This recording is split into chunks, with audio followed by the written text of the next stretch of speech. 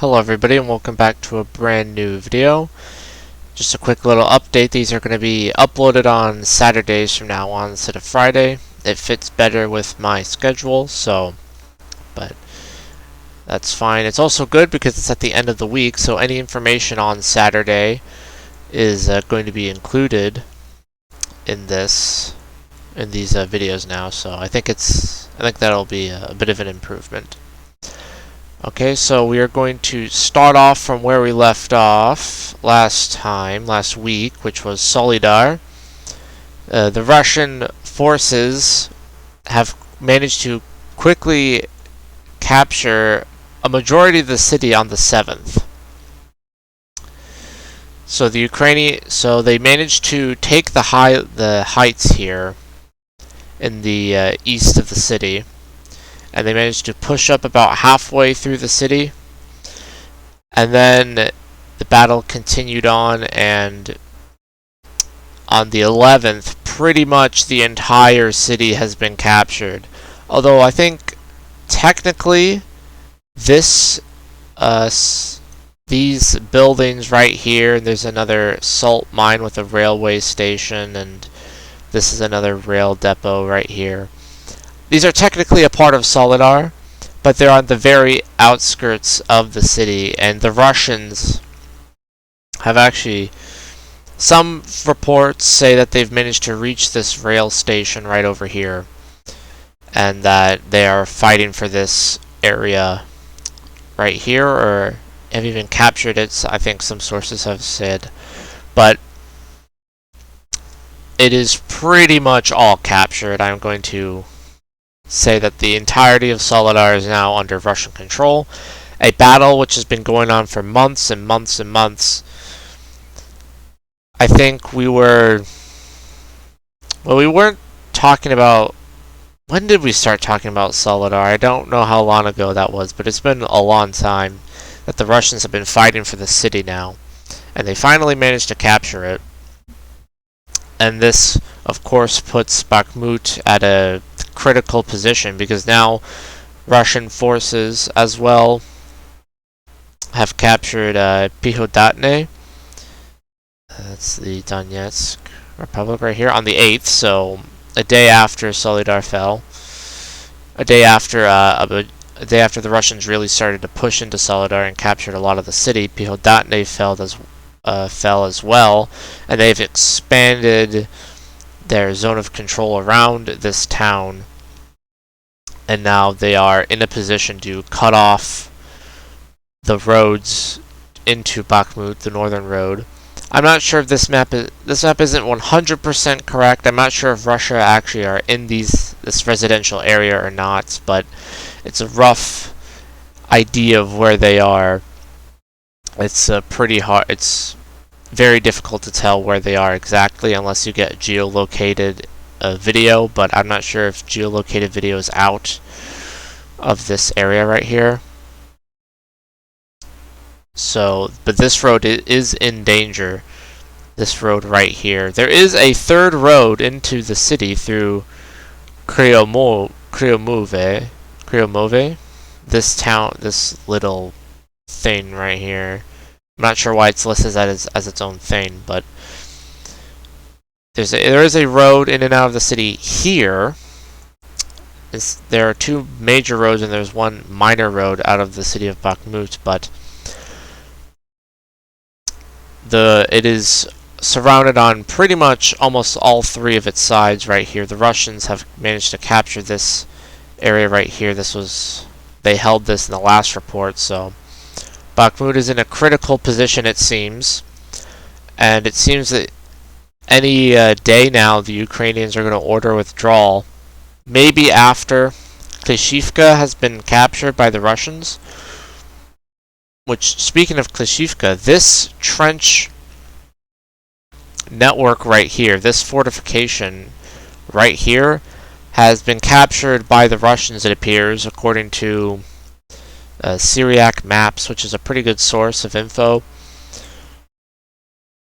And I think Rybar might also have this under Russian control on his maps, but and as well as Deep State UA, which is a pro-Ukrainian source, a very pro-Ukrainian source. The people who run it are from Ukraine. They also have this area listed under Russian control, so it would appear that this trench has fallen and is under Russian control. And I believe there's another trench network around to the north of this one somewhere. I don't know if I have it marked. I've hidden the Ukrainian entrenchment markers just for the sake of keeping the map clean. But we still have this big entrenchment right over here on the hilltop overlooking Klishivka.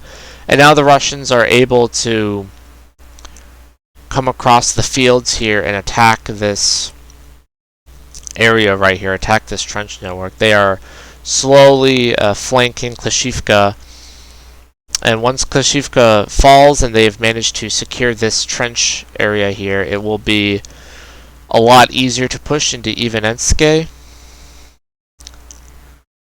So the Russians will have a easier time, as I've said in the last report, cutting off this major highway here, and then they will really have Bakhmut surrounded on all three sides, almost encircled, forcing the Ukrainians to pull out of the city. So the situation of Bakhmut is looking favorable to the Russian side at the moment. Over that appears to be it for the amount of advances that's happened in the past week. I have updated the forces here on the 11th. I updated all of these, so now they are all more accurate. The last week was actually a bit out of date. My apologies, but it was a bit out of date. I would also like to make a correction right here where I said the Martyrs and the MX-10 are high-tech weapon systems. They're from the 70s and 80s. They're about on par of the BMP. I was confused. I thought Martyr meant Martyr 2, but it's the older variant of the Martyr vehicle. But still, they are capable and good weapon systems. It's just that they were older than I thought they were, so my apologies for that. But anyways, the Bradley is probably the most high-tech most high-tech vehicle Ukraine has received. IFV, I should say. I'm not sure if any of the artillery, the self-propelled artillery guns, are any more high-tech than the Bradley. I think that's all about the same sort of technology level, 80s, 90s. But Ukraine hasn't really received much very new systems that I am aware of. But we are also going to talk about the news over here about the changes to the command structure of the Russian forces in Ukraine, where Valery Grazmanov is now the commander of the special military operation, as the Russians call it, in Ukraine. And the previous commander, Yavkin, has been... People are saying that it's a demotion, Yavkin, that he's been demoted or something like that. I don't think that's necessarily the case. Here's the statement from the Russian Ministry of Defense's Telegram channel. The Minister of Defense Sergei Shoigu has appointed new leadership of the Special Military Operation. Chief of the General Staff, Valery Grazmanov, I say Gazmanov, it's Grazmanov, has been assigned the commander of the Joint Group Forces, which is the special military operation. It's the invasion of Ukraine, all forces within Ukraine. And he has been given deputy commanders. Commander-in-Chief of the Aerospace Forces, Sergei Shurivyankin, who was the previous commander of all forces in Ukraine. So some are saying that that is a demotion. Others are saying that it is just that the military operation has expanded or is going to be expanded. So now they need a higher level of leadership. That he hasn't really been demoted. I'm not really sure which is the case, but I have created this chart right here. It's a very simple chart, but this should demonstrate the order of battle. So Vladimir Putin is the supreme commander-in-chief of all the Russian army, of all Russian military forces.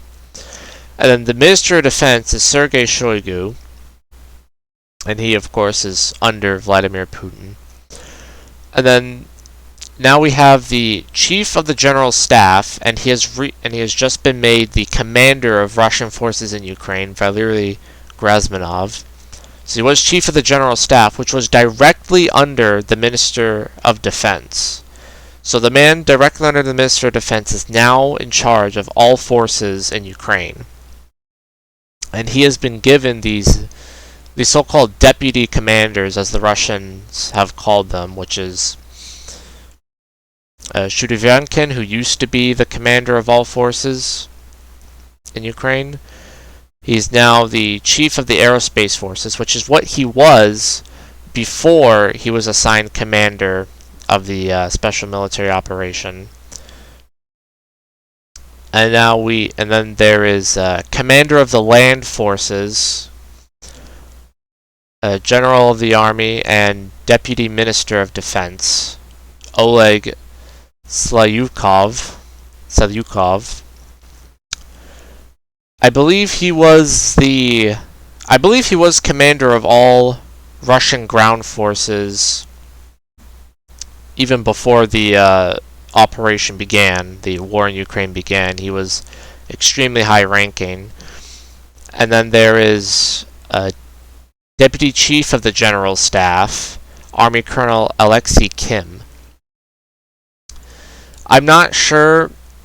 He is Deputy Minister of Defense. I'm not sure if he is under Shoigu directly and now he's under Gerasimov, or he's just under Gerasimov as a deputy commander now. I'm not really sure what their roles are. It's hard to tell. There's not a whole lot of information, especially in English, I imagine.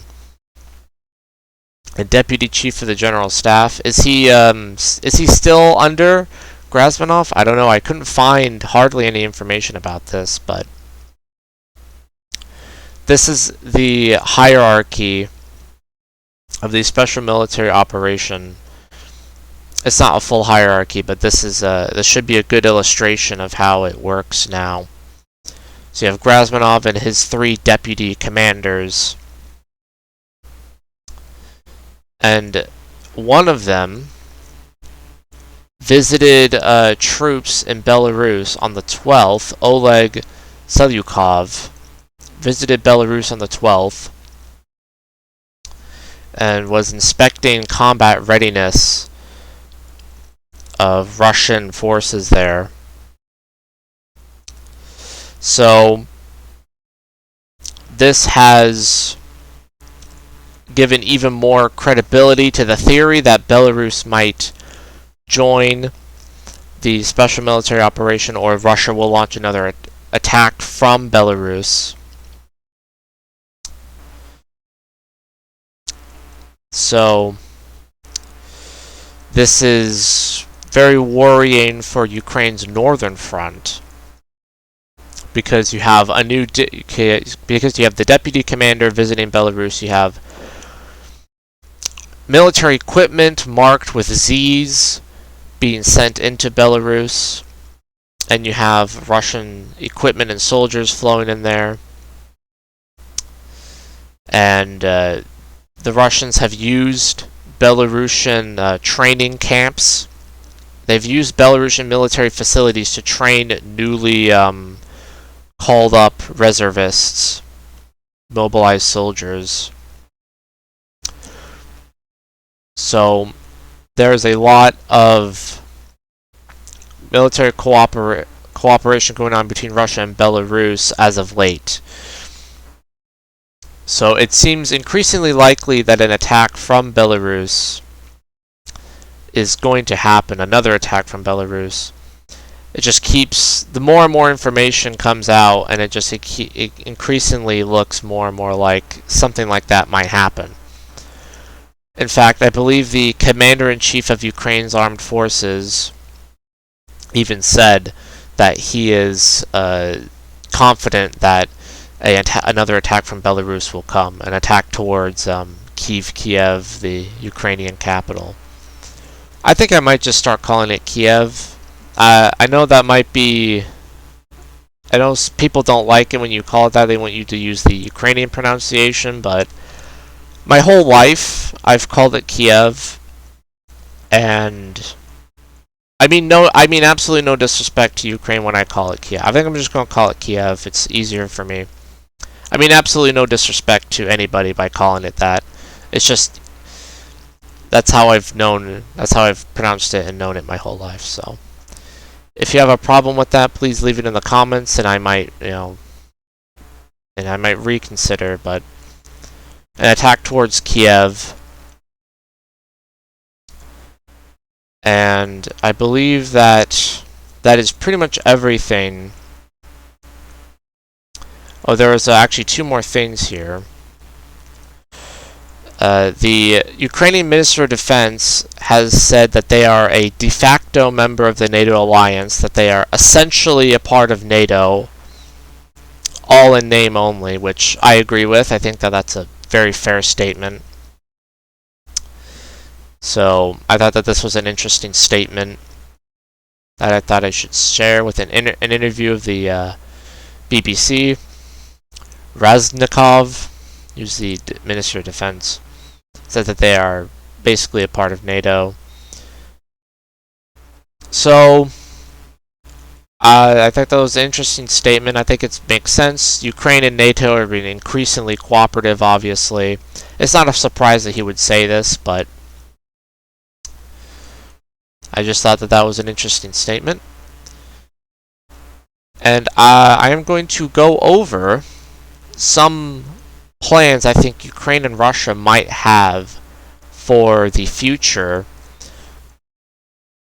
And I think this is militaryland.net. It's a very, very great website. It's tracking the deployment of all of Ukraine's forces. This is how I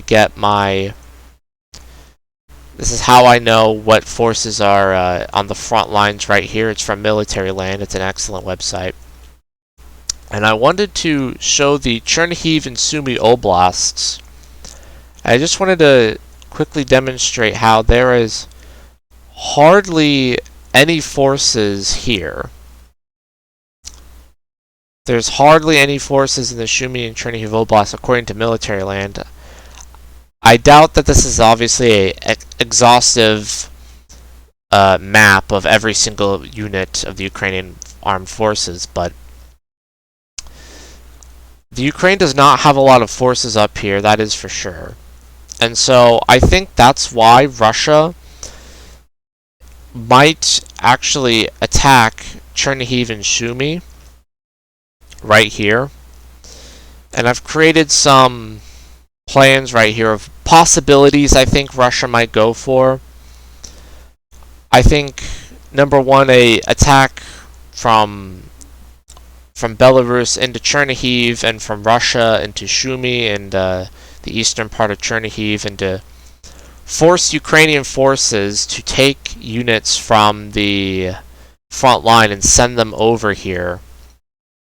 And that would create another front that Ukraine would have to defend. And so that might alleviate the forces in Donbass and allow Russian troops to more easily push into this region, as well as Zaporozhye. I think another scenario could be a Russian attack into Kharkiv again. So from this area right here, and to push down the Oskol River, and to maybe try to recapture Izum or something like that, and to put pressure on Ukrainian forces on the northern Luhansk area, as well as to prevent a possible Ukrainian attack into Luhansk, which I think if Ukraine has any offensive plans, which they most definitely do, I think one of them is to attack into Luhansk. I think that is a very real possibility Ukraine might try to do. I think the second most likely attack for Ukraine would be to push into Zaporozhye and try to take Melitopol and try to cut off the land bridge between the Russian mainland and Crimea, as well as with attacks from the Dnieper River from Kherson, special forces groups, and maybe even attempting to cross the bridges and attack into Kherson, as well as an attack from Zaporizhzhia into Melitopol, and eventually culminating into a push into Crimea. I think that's another possible attack plan Ukraine has. But those are the only two real areas Ukraine can attack in, because Donbass is very heavily fortified. There are a lot of Russian soldiers. This is the main area where most of the Russian military is concentrated, as well as the Ukrainian military. So I think, as well as along with these two Russian attacks, a Russian attack into Zaporizhzhia, or a Russian attack from Belarus in the far west of Ukraine towards Lviv, and to try and cut off Western aid to Ukraine. I think this would be a lot more difficult because Ukraine has a lot more units in the west than they do in Chernihiv and Sumy. But those are pretty much what I think are the main possibilities. A direct attack towards Kiev again, I think it's unlikely. I don't think that's going to happen. The commander of the Armed Forces of Ukraine thinks it's going to happen, at least he says he does. But I personally find it unlikely. I don't really see the point. It is very heavily fortified. Ukraine still has a lot of units around Kiev. There are quite a lot of units around here. So, and any push to try and capture the city. I mean, Kiev is a gargantuan city, and it's very urban, and you have the forests surrounding it, as well as the urban center, and then you have the Dnieper running straight through it. It'd be very difficult to push. And Russia, of course, initially tried to do that when they initially launched the invasion, but it failed. And I think that there's a very good reason why it failed, is because it is just simply, it's very, very difficult to try and take it from the north. You would need, I think the best way to try and take Kiev would to be attack it from the west. But Russia can't really do that. I think attacking Kiev from the north is not a good idea, and I don't think you'll be able to really capture it. You will put pressure on the government, though. That might be the goal, and you would divert a lot of units to the defense of Kiev. So that might be a goal. That might be the main goal, was to have it be some kind of diversion or political pressure. But anyways, I think that does it for the Ukraine war updates. And I think this video's gone on for quite a while. There's just so much information. But I think we're gonna just quickly go over some things. The Chinese economy has been slowly recovering since the big lockdowns. As Chinese trade surplus grows and exports begin to rise, and the Chinese officials have said that they want to cooperate with the United States on trade and climate change. If you believe them, I suppose that's up to you, but I think I'm going to create a special global awareness report, just going through all these headlines here and just getting them all out of the way in one quick video. Was there anything else that I wanted to report on? Oh, yes. So I've added a new breakaway state here in Cameroon. This is the Federal Republic of Ambazonia. They are an English-speaking part of Cameroon. These two provinces in the west, the very west of Cameroon, actually speak English, and they used to be under British control, but they became a part of Cameroon, I believe, after decolonization. I could be wrong on that, but I believe that that's what's happened. And so they're a insurgency group, and they want to break away and create their own country in the English-speaking parts of Cameroon. I just learned about this, and so I decided to add it to the map right there. Did we go over the growing tensions between Burkina Faso and France last episode? I don't believe we did, but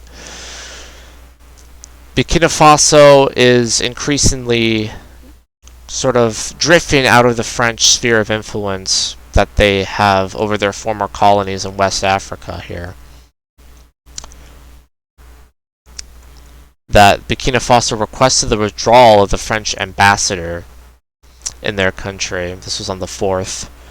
So it appears that it is increasingly, that tensions are increasingly growing, and Burkina Faso wants to become more independent from France.